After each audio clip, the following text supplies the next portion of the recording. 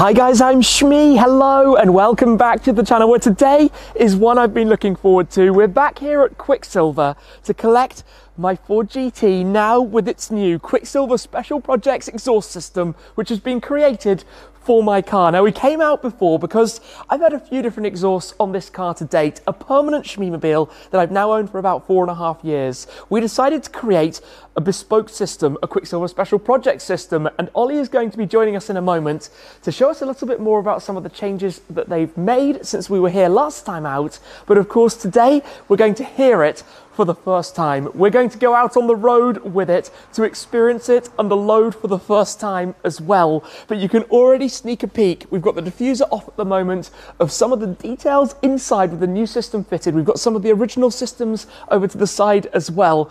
But this is something I've been looking forward to. This car is going to sound better today than it ever has before here at Quicksilver.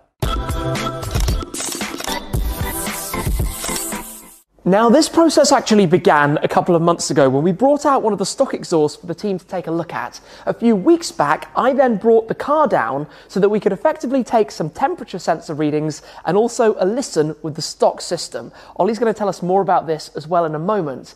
But since then, they've done a test fit, they've adjusted some things, and one of those, come and take a look under here, we now have the Shmi 150 graphic and the Quicksilver logo on the coating of this exhaust system, made from Inconel, exceptionally lightweight, just under 5.5 kilos for the whole system back here. We still have cats, everything is of course legal and correct as it should be. Amazing to see the underside of the car, and then these very raw tips exposed out of the back that you just know shortly are going to sound the part. Now before we do get it started, Ollie's going to come and tell us a little bit more about this, and then it's going to be time to hear it.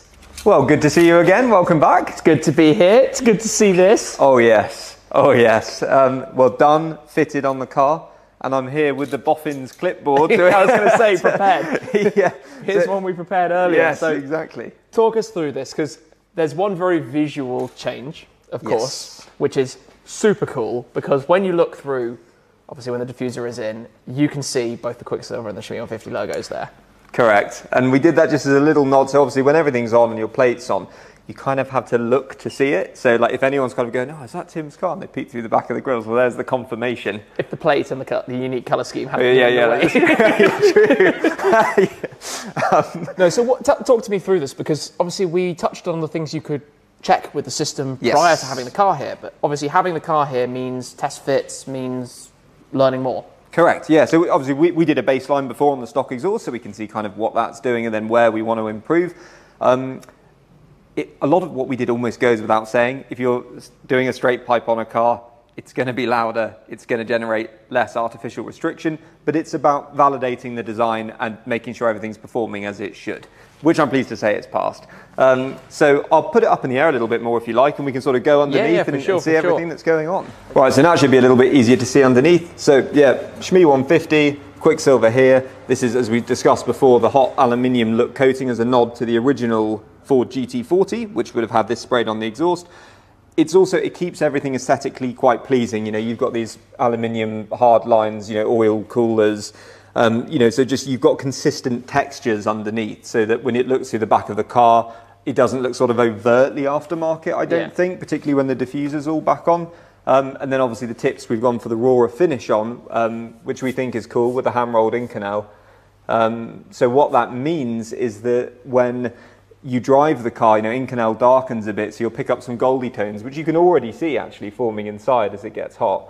And it'll darken a little bit on the exterior. So the plan was that you would have a kind of, I'm making it sound a little bit like a kind of, you know, college art program, but actually we like the idea that you have almost a piece of art on the back of the car that kind of, the more you drive it, the more it kind of wears in with you. So it'll darken to a shade like the wheels, and I just think this will stay consistent. This will change a bit over time. I just think that's quite cool. And golden touches on a car with golden stripes is also like spot on.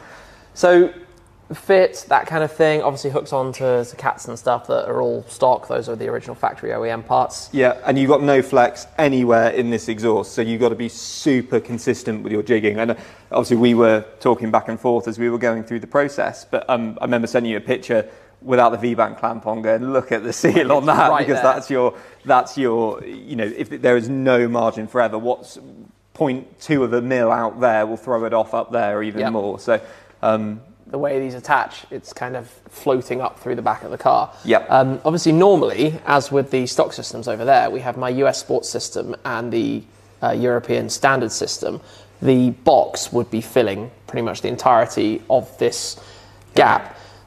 We should probably dig into kind of some of the numbers and things. Sure, yeah. Talk temperatures, talk noise. I like this bit. We're going to get nerdy. So, in short, we've already discussed the weight saving, but for anyone that didn't see the previous video, and shame on you, it's, the original exhaust is just a shade over 9 kilos, ours is 5.4. And then next up is decibels. So obviously, it shouldn't come as a surprise that when we remove silencing, the exhaust gets louder.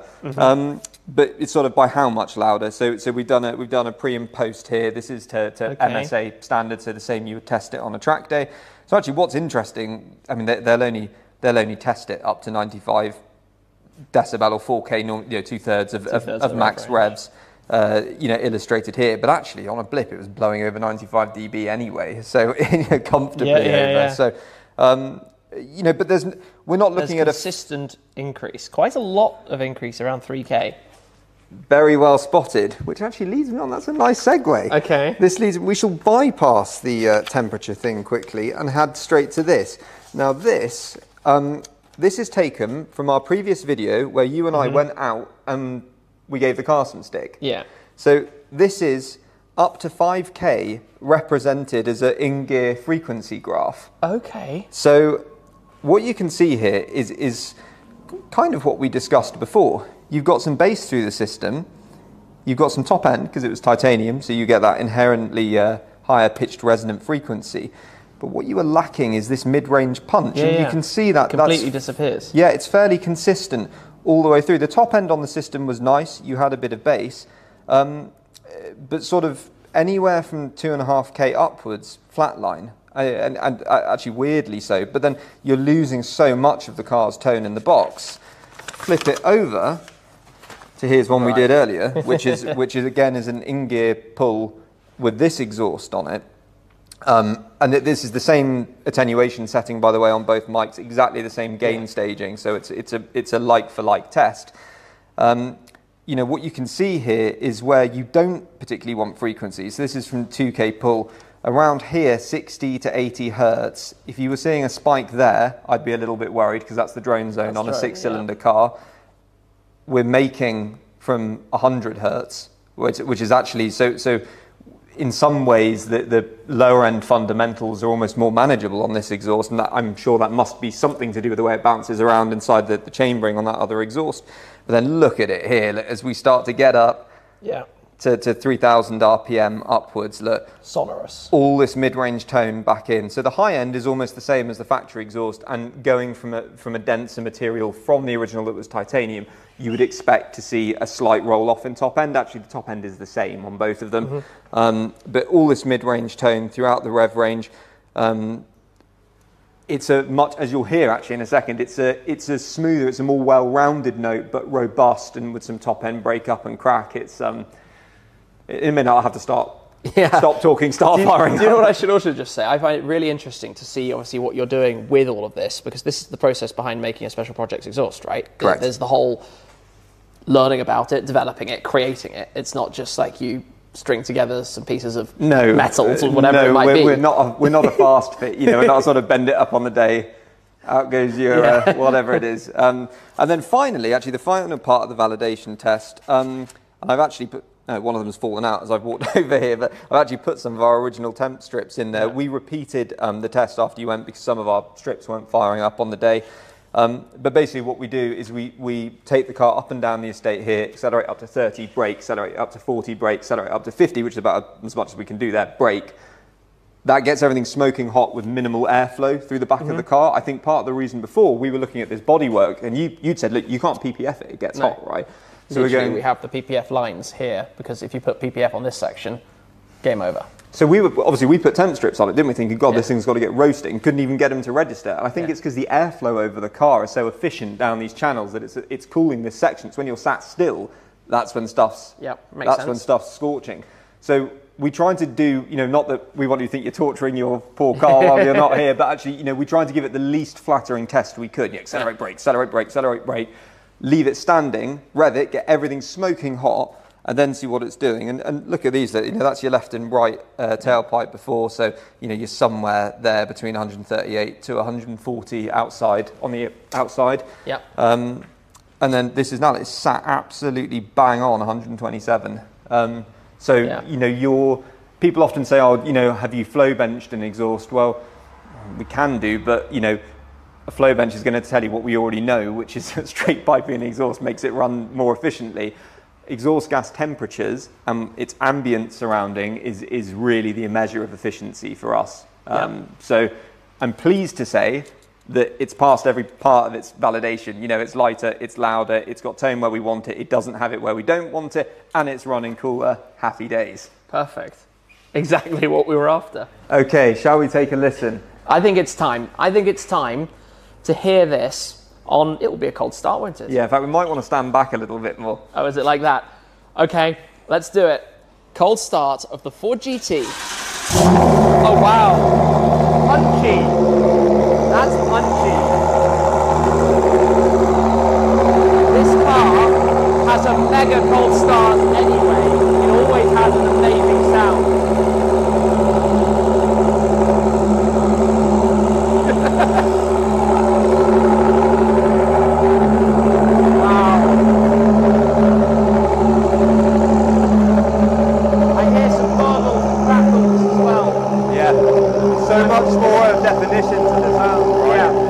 Anybody can really hear us. Hopefully these are doing a good job. Time for a little baby blip.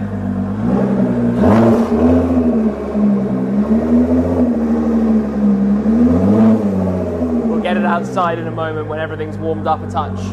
Jump ahead, we've got the diffuser back on, plate is back on, last bolts to tighten up, but all looking as good as it should. Basically this whole under tray at the rear of the car just drops down, loads of bolts all the way around, not too complicated, and in a second going to get a view of what it actually looks like through the grills when this car is down at normal road height. This is actually a moment I'm really looking forward to see what this is like as the car lowers. That's so cool. As Ollie said, not something you're necessarily going to immediately notice, but if you know that's there, that's a really, really cool touch on this new Quicksilver exhaust system. So, diffuser in place, it'll be time to start it up again, pull it out, and go for a first little drive.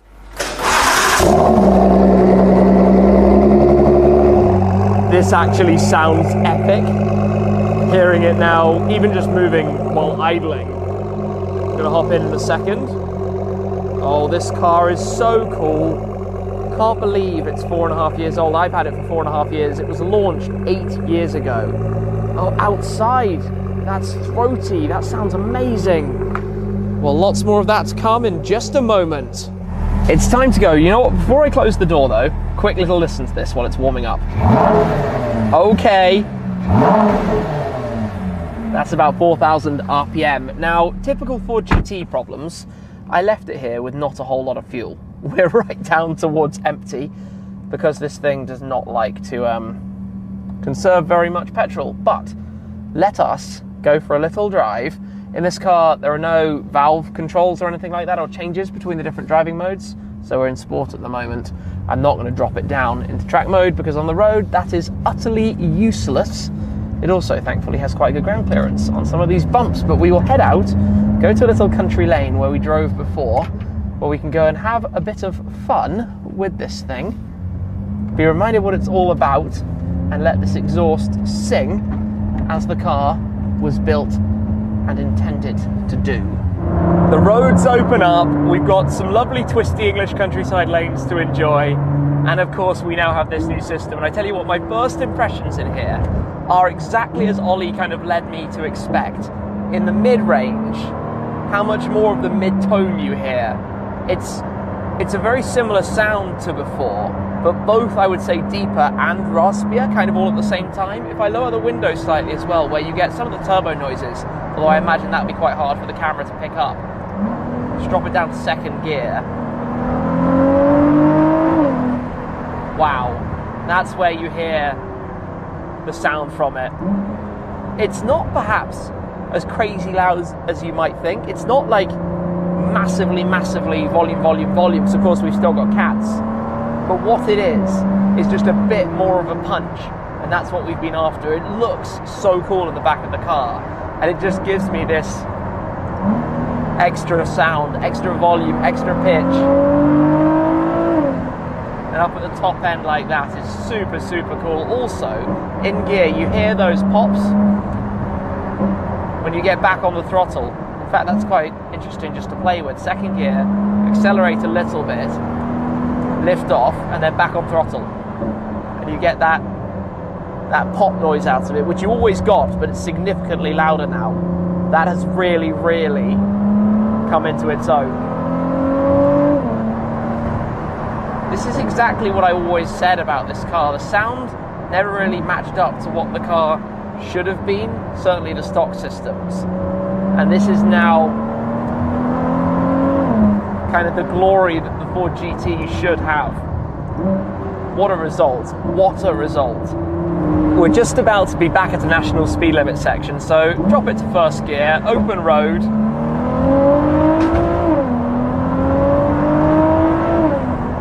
That is awesome. That is absolutely awesome. Downshift as well. It makes everything sound that little bit sharper as well in the shifts. Wow. Let me just close the windows again quickly. The thing with the system on this car is that it's actually quite a long way behind you. So we'll give some blips of it when we get back, obviously, with everything now being warm. Who said a V6 can't sound cool, hey? I know there was always so much talk about this car not having a V8. But they went for aero, they went to Le Mans, they won at Le Mans, that was what it was all about. And now we've got another lovely little custom detail spec on the Ford GT with that view out of the passenger mirror, looking underneath those floating buttresses, which are actually part of the cooling back in towards the engine bay. I'm learning the characters of it. Every time you have a new exhaust, you have to get used to where it sounds best, right? It's always different. At top end of the rev range, that just sounds glorious.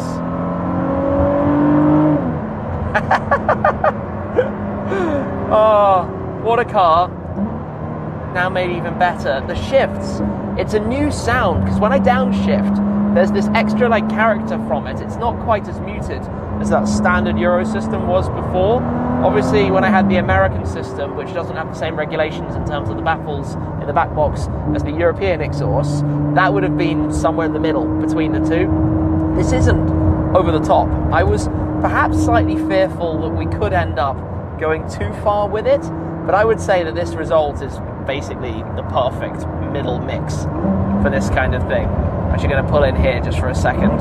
Hopefully it's safe to do so, because this might be a good place to just park up for a moment and maybe have a cheeky little listen from the outside.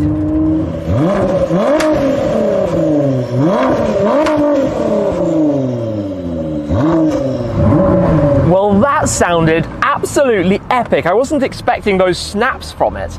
It always had that feeling at the top of the rev range, but the way that absolutely screamed, and the almost bang snap, I don't know how to describe it, at the very top of the rev range, was quite something. I'm not gonna lie, that was really cool. So back out we go, back into manual. This is the downside of a left-hand drive car, because I am totally blind to the road here. Are we clear? Yeah, we're looking clear. I think we are good to go. So, open road.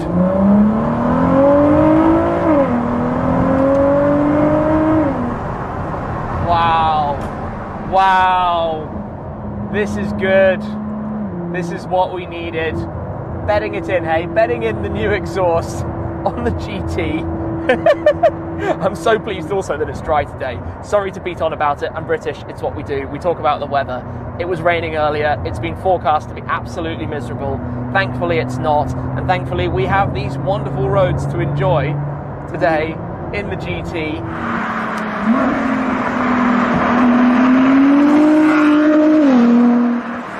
One of the nice advantages about being out in the countryside is that we can find some lovely roads to drive. and really enjoy what a car like this is for. And I tell you what, I am very aware that it's a lot louder outside than inside. But down here, just to go through the revs, got the window open. If I just close the window, less of the wind noise, more of just the exhaust sound. The only thing you're very acutely aware of somewhere like this is how wide a car like the Ford GT is down what's a fairly narrow lane. But I think this was one of the things, right, to give this car more life within speed limits. You know, this is at 40-50 miles per hour or so. 40 to 50, up to 60, and then back off. It's just...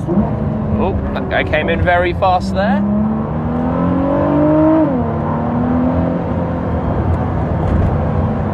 What an awesome car. Now even more awesome thanks to this little addition of a Quicksilver exhaust. You can tell this car's been for a drive down country lanes with all of the mud that comes through the aero, obviously being thrown up from the tyres. But this is cool. That's also cool, but that's a side topic. This is absolutely mega. A little bit warm back here, but they look amazing. And that slight golden hue in the exhaust tips as well just links in with having the gold stripes, the Alan Man Racing livery that I did on this car. And obviously, if you look through the back, this is where you don't really notice it until you know that's there. And you see the Quicksilver graphics, and you see the Shmi 150 graphic over on this side, which is super, super nice. It's all about the details. You know, the details on this car have been pretty much there from the very beginning, from even choosing the paint colours, going to Alan Man Racing, where the late Alan Man's sons kindly allowed me to use the original Man Gold for the stripes on my car, which made it the first factory Ford GT with a bespoke stripe, full stop. Then obviously we've got the wheels, these BBS FIRs that they only made a few sets of for this car, painted in the Le Mans grey. The inside of the car has the red and gold stitching on the seats, which were done by the factory, Sparco, in Italy, and the steering wheel and the shift paddles by ADP, who are responsible for the interior, having those anodized gold paddles as well. It's a car that's about the details, and this is yet another special detail in my eyes about my Ford GT, which is a car that I will never say farewell to. Never ever. This is the last car that I would sell. It's literally, I don't know, it's a story. It's more than a car. It's more than a car. But it's a big thanks to Ollie and the team here at Quicksilver for their work on this to make everything happen, because that is a mega soundtrack, and that is going to be remaining tight on this car long into the future. If you're interested, do reach out to them as well, and I'm sure there'll be plenty more sound clips, sound bites and things with this to come in the not too distant future. That's it for now though. Thank you very much for watching, guys. We're going to head back to the Museum with the GT, and I'll see you again very soon. Cheers.